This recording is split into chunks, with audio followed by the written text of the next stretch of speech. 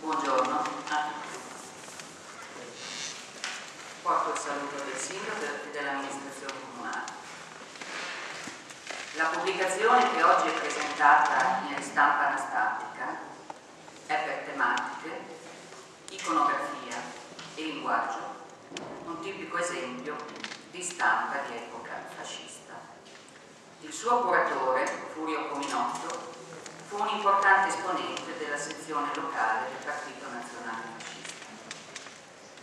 Il tema di oggi, l'Italia, storia controversa e memoria necessaria, entra in un dibattito sulla storia proprio quest'anno in cui si celebrano i 150 anni dell'Unità d'Italia, è di grande attualità.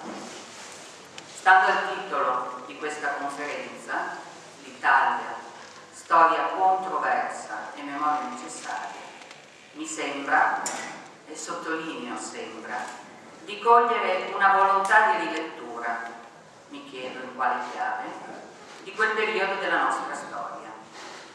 Mi chiedo anche se una rilettura di quell'epoca sia necessaria e che cosa ci possa essere di controverso nella storia italiana al tempo del partito unico. Leone Ginsburg disse: chi studierà l'Italia degli anni 30 dovrà avere molta pietà. Ginsburg si riferiva alle iscrizioni in massa al partito fascista, mettendo in risalto il ricatto che le generava, la minaccia del licenziamento, l'isolamento e l'ostracismo sociale, che potevano molto di più del manganello e dell'olio vegetale, nei confronti di quei ceti poveri, gli operai, contadini, che altro non potevano fare.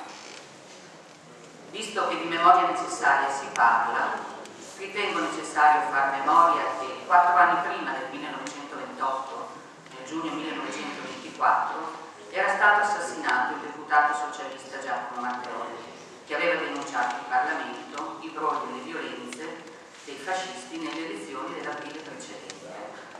Tra il 1925 e il 1926 furono varate le leggi fascistissime.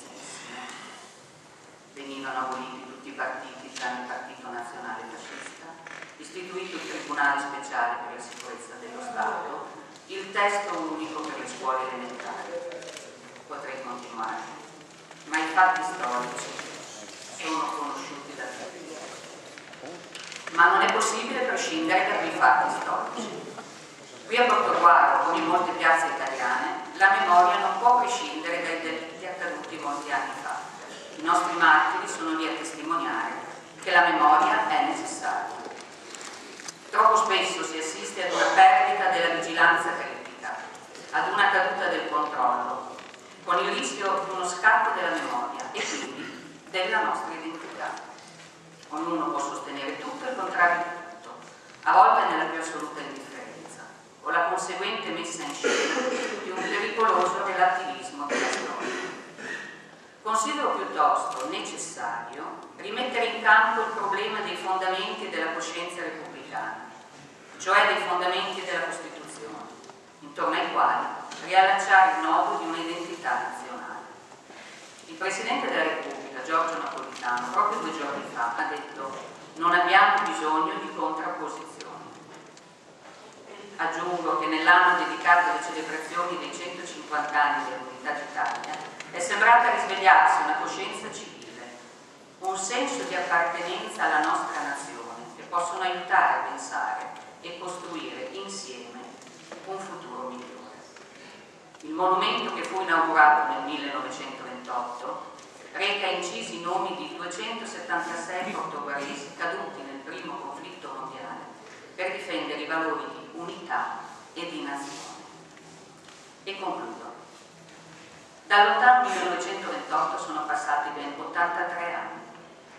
Dopo quasi 3 generazioni, quale assessore di un comune della Repubblica Italiana, mi auguro prevalga sempre nella memoria, anche in quella della nostra città, la coscienza del valore dei diritti universali dell'uomo. Vi ringrazio.